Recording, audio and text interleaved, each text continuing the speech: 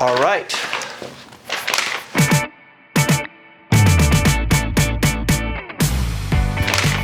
Ladies and gentlemen, welcome into the Beaches and Taxes podcast. I'm Patrick McEnany, realtor for South Florida, and I'm joined by Chantel Jairam, your civically engaged best friend. We are here today to talk about the Live Local policy. What's your question? My question? My question. Up top, what is it written? Oh, is the Live Local policy shit policy? That's what we're here to find out, folks. Yeah. So, tell us a little bit about the Live Local Act. Okay, so the Live Local Act is brand new policy. It came out on July 1st, 2023, or is effective that date. It helps developers build new multifamily and mixed-use projects on commercial or industrial land as long as 40% of the units are affordable to households earning up to 120% of area median income for at least 30 years. So the big thing about this is that it overrides local rules on density, height, and approvals. So if the math works, the project qualifies, period. So this came down from the state. State government, yeah. State government overrides the local rules. Every local rule. Okay. And when we look at average median income, we're talking about Broward. Yes. So you got to get to 120%. So Yes. the current Broward average median income is $96,200 to $200. Yes. Sorry, let's just call it $96,000. $96,000. So average median income. Miami-Dade is $87,000. Right. So then you need 120% up to 120% of that. So that goes from 96 to 115. Yep, for Broward, yep. And then for Dade, it goes from 87 to 104. So Yes. for Broward, the average median income of your household needs to be at least $115,000 to be able to own one of these properties. For most of the developed projects, yes. To rent is the key, yeah. Okay, beautiful. So, yeah, I mean, I heard about this coming down from the state, and it's very, very developer friendly, let's put it. It's blunt, yes. Let's put it very, it's supply friendly. Yes. In the real estate market. That's Yes. something we as realtors are both for and against because, again, it can disrupt the existing market with all this new and incoming inventory. But then again, that's more inventory to potential more New Yorkers who are looking to, That's exactly. New Yorkers and Californians. Get out. New Yorkers and Californians, yeah. So, I mean, so this I know kind of has been a state thing. Now it's kind of come to our backyard, do a local project. That's kind of, everybody's been talking about it. You've seen it on the news. Yep. What's that project? It's the Galleria. They're redeveloping. So the Galleria has been struggling for let's call it decades now. They don't have a lot of foot traffic. It's not doing well. So these developers bought it for a very cheap price, and they're going to develop it, I think, into 9 towers. I think something like that. They're going to add... Oh, I don't have the numbers on here. 4,000 doors, I believe. 4,000 units, yeah. 9 towers and 4,000 doors. units. And people are mad. This is what they call NIMBYism. Is people are mad. They don't want the density. They don't want the traffic. They don't want the workforce housing. They don't want none of it. They want things the way to stay as they are. They don't want shadows cast on their lawn. They don't want, and when you build something in Florida now, it has to be elevated. They don't want flooding potential. Nothing. Yep. I don't think Galleria has a flooding problem in that area of town, does it? No, but I think it's they're gonna have to build it higher. Yeah. So whereas water would converge on a larger surface area. If you elevate it, it's gonna drain out to the neighborhoods. It won't just sit over the same surface. That surface area that would have been partaking in it would be, it's going to be displaced to other areas. Yes. Okay. Now with the Live Local projects, I know we have it here that there's 143 that have applied. When it comes to Fort Lauderdale, there's 8 projects in the pipeline. Yep. 3 have been approved, and 5 are complete. 5 are under review. Yes. Okay, and of those 8 projects, that's 2,300 some odd total units that include almost 1,100 workforce units. Yes, and we want to note that those statistics are outside of the Galleria Mall project because right now the initial project, the initial permit got rejected for technicalities, but it's going to come back. So right now it's not technically in the pipeline. Okay. Yeah. So when you say NIMBY, not my backyard. Yes. What I know, you are on an affordable housing committee, correct? Yes. And it surprises me that you're against such a project. Right. So what are your, and I'm sure you speak for a lot of the community, what are your personal feelings about this Galleria development? I didn't know I was a NIMBY person until it literally was in my backyard. It's funny because again, I'm a practical person. I'm like, we have a large growing young people population. They need a place to live. They need to live in a city now because companies are forcing them back. So yeah, build.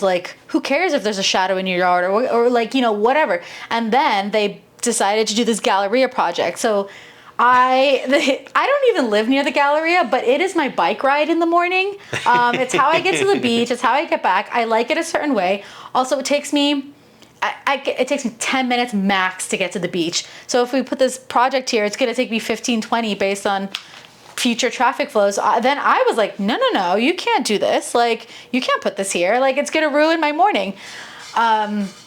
And now I'm a NIMBY person. Then it took me a little bit to realize, I'm a NIMBY person.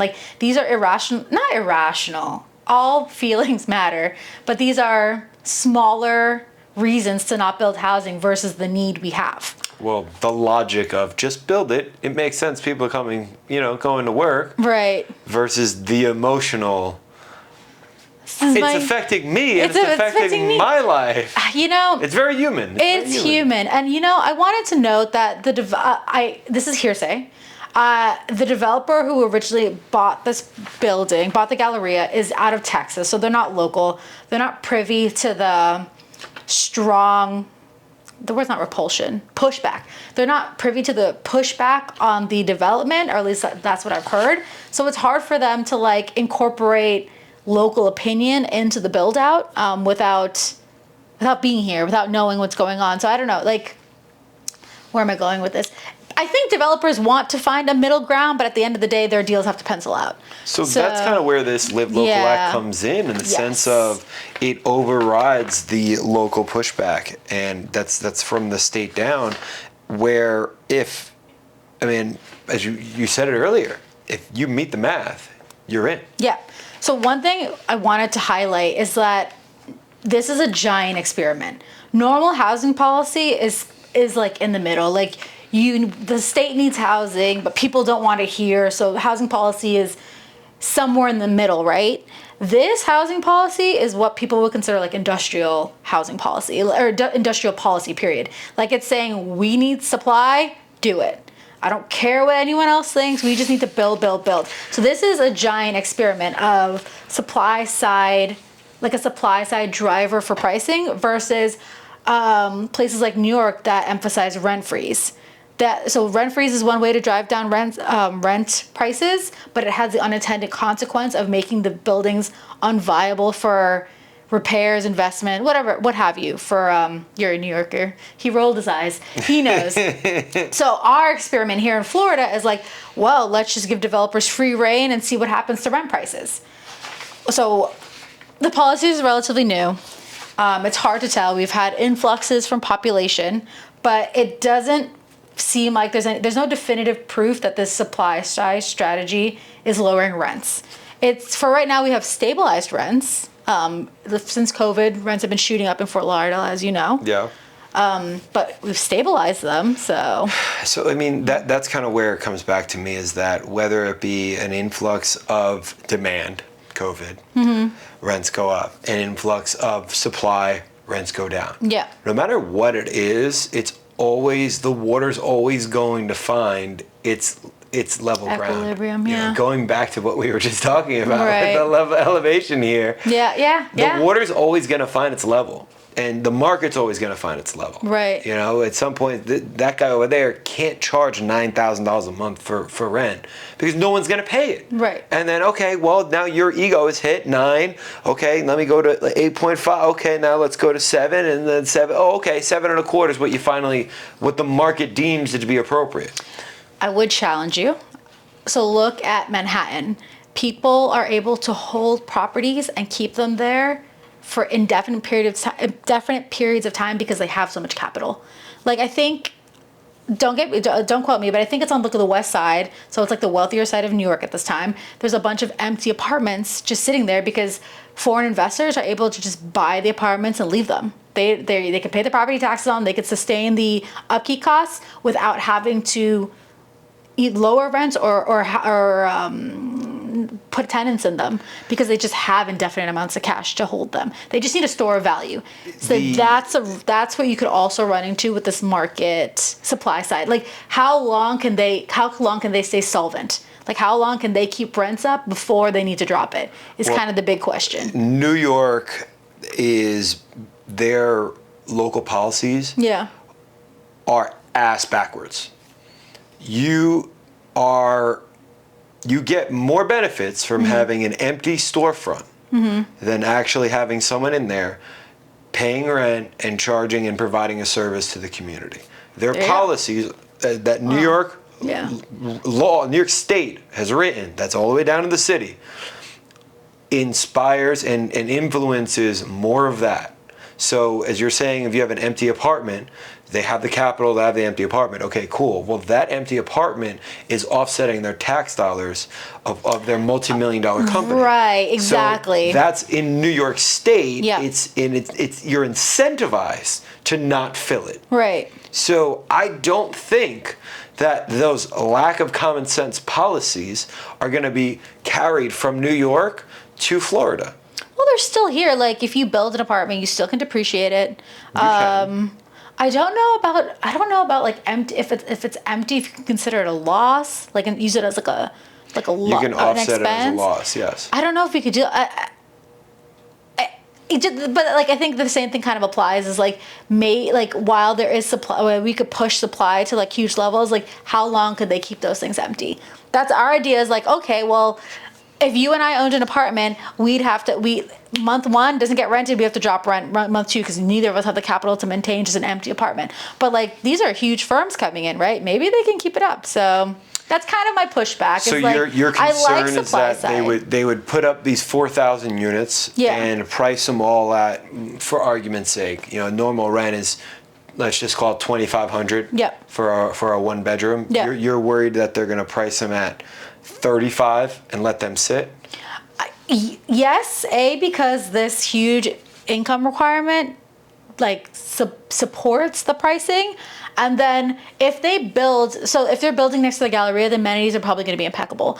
And they need to fill the, I remember it's only a certain amount, 40% needs to be workforce housing, right? It's not all of it. So if they could they might keep those rents elevated just to make sure they get the luxury market taken care of. It's like, how am I trying to say it? It's a brand play. Like, let's maintain it at 3,500 because we don't want the people in the 60% of the building to be like, oh my God, they're giving away apartments for less than what we're paying. Let's keep it high. They can only keep it as under the affordable housing rate. Well, yes. So I don't think there's any mention of it has to be like tenant occupied. Like, it isn't like, as long as they're advertising it at 35 or the marketable rates, it doesn't necessarily need to be occupied. Does that make sense? I understand what you're saying. Like, but they're pro forma. Yes. That it only makes sense to build the building. Yeah. And that their dollars and cents at the end of it. It doesn't make sense for them to not have people living in it. Right. So their pro forma ends up being, let's just say, from 1 tower of the 1,000 units, they make $1 million a year. Right. If they are just leaving units empty, they're going to be at 950, 900, 850. So their bottom line of what they expected to make is not going to be it.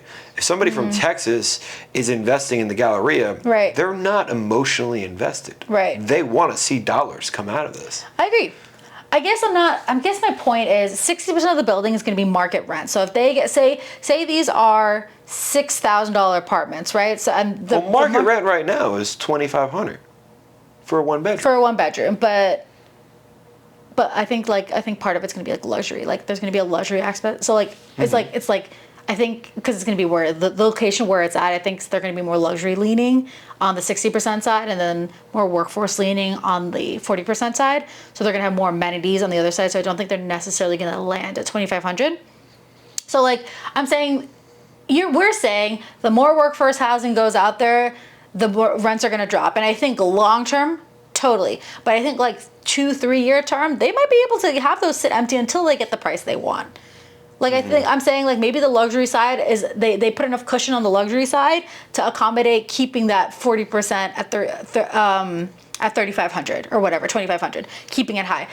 So I think long run, yes, supply and demand does find itself. I'm just thinking, what do we do in the short term? So that's why I think I'm also a big believer. I have no data to support this, but I'm a big believer that everything has its place. Like rent freezing came about for a certain it came about for a reason, right? So I'm thinking like maybe there's a blend of like, but then I hate then blending policies. What doesn't work, right? It's like maybe there's a short-term solution to bring rents down while also we wait for these long-term effects to happen. Because we have all this housing coming to light, and then rents aren't dropping; they're stabilizing. So I guess my question is, when it comes to, what's the difference of this being another version of Flagler Village being built out? That's my question, right? So Flagler Village got built out. It was supposed to be a bunch of housing, right? To accommodate I think what happened is like the population grew faster than we anticipated. Mm-hmm. So supply went up, but demand went up. So the the graph went up. But that's I think that's a good point. Is like Flagler went up. We provided all this housing. Rents have not come down.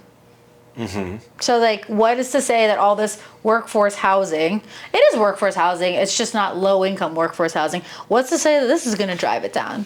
So we're going to have denser, uglier, traffic prone streets, but rents are not going to be low enough for like an entrepreneur wanting to start a business or someone, like low enough for people to do new things, do interesting things, where they have extra income to do new things. Affordable. That's the word I was looking for. Affordable. I was like, what's that word? They're claiming it to be affordable with the 40%. Yeah. I guess. But even that number is skewed. We just heard the area median income. That's tough. That's tough. Yeah, but as you said, that area median income is skewed by the multi-million properties in, Lauderdale Harbors and Lauderdale. Oh, so let's explain that. So it's area median income, but I think they incorporate everyone. So in Fort Lauderdale, closer to the beach, you have people like the former owner of Blockbuster, the owner of Waste Management, people who make probably like $5 million a year just on dividends on their income, dividends on their wealth alone. And you have us regular people over here. So 5 million divided by 2. So we're each making 2.5 million. This is what is alleged by area median income. So that's why you end up with this huge area median. Right. That's why you end up with this huge area median income. I don't even think it was an oversight. I feel like it was intentional. Where they're like, oh yeah, that works. Yeah. I mean, more than likely. But to me, I don't know. I see it as opportunity. The more you're surrounded by wealth and progress and prosperity, right? You can, fall, mow somebody's lawn, and then you don't never know that you could be his assistant and so on and so forth. So just proximity is power. Proximity is helpful, but I think again, everything has its bounds, right? Like, you want to make sure the power is balanced enough where those opportunities are coming in to like those opportunities are available. So like, okay, fine. You gave the example of a lawnmower and a assistant. What if the same person who makes all that money here decides to offshore their VA? They decide to get a virtual assistant in the Philippines, and they're not offering that to a local talent. Or what if instead of cutting your lawn with like Joe's lawn cutting, they decide to go to John Deere industrial lawn cutting? Like, is that opportunity being spread locally? I think that's kind of what's more I think that's why I hate to I think when you bring in more money, you have more of an opportunity to spend that money locally. So that's the thing is like, how do we make sure those dollars are spent locally? That's a good way to put it. And I think we're veering way off from housing policy. It's okay. But I'm saying, I think there needs to be someone looking at it to make sure it's all actually helping people. I think that's what's interesting about this is like, is someone looking at all this housing and saying, oh, okay, like rents are dropping, local people who need housing are getting housing. I think that's the issue we're seeing. So again, Commissioner Beasley Pittman, who we referenced in a previous episode, she has a close eye on these things because this is her constituents. Her complaint is that when workforce housing does get built to an income that is applicable to her neighborhoods are complaining that they don't get first right of refusal. Like they don't get advertised to. She's like, no one contacts me to like distribute, oh, we have the 42 actual affordable housing units coming. Do your residents have any need or whatever? So those, and I think the problem is distribution. Those communities, like they are not on their phones as much. They're more in they're more in churches. They're more in restaurants. They're more in their businesses. Talk about affordable. The people who need the house, the people of her district, she says these, like the developers or property managers tend to advertise through digital means, like how you would do on Instagram, Facebook groups, these kinds of MLS. And she's like, her populations aren't looking there for housing. They're in their churches. They're in their community spaces where there's no physical advertisements. And we talked about in previous episodes how there is an internet issue. So there is like there is an infrastructure restriction for them being on their phones all the time looking for housing. So what this is all to say is like, is someone looking at all this housing and saying, oh, it's reaching the communities we need, it's reaching the populations we need? Because like in capitalist society, like we like this kind of policy, like just supply side, build, the market will figure it out. Well, like sometimes the market doesn't figure it out. And like, I think we saw that like in the early 1900s with like Standard Oil and like all the trusts, the railway trust and things, all the monopolies that came to power. Like unfettered capitalism doesn't work. It creates massive inequality. It creates massive dysfunction, and like specifically with pricing. And you need someone to come to step in and say like, hey, like great job, what you're doing, but I think we need to make this a little bit more fair for the people. And I think that's what this is like you have developers doing a great job pushing out housing. Now, how do we make sure it's actually like a housing applicable for the people that the policy was intended for? Does that make sense? Yeah. So, what's your solution for vetting that? And we'll close it there. What's my solution? How do you vet that?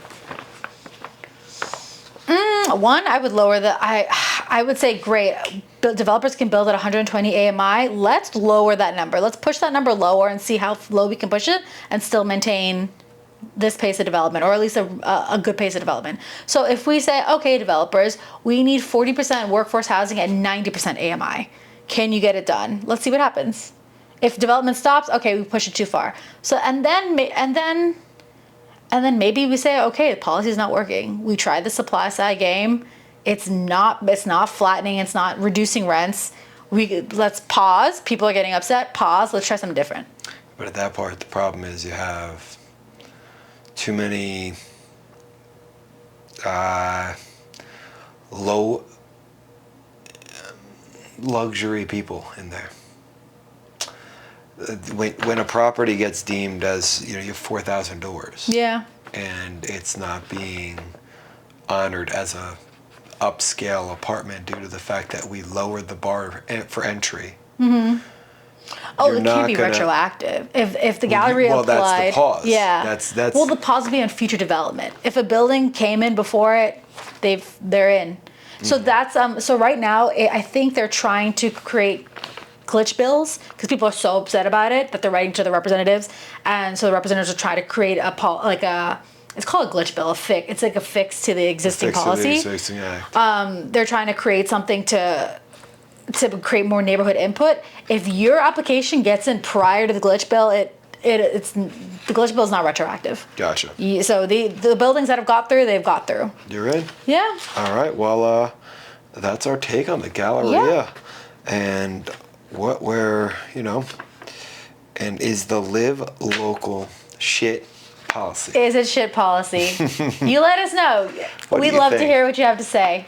Don't forget to comment below in your opinion of the Galleria Project, the Live Local Act, and follow and subscribe because we got a lot more of these amazing conversations coming your way here at the Beaches and Taxes podcast.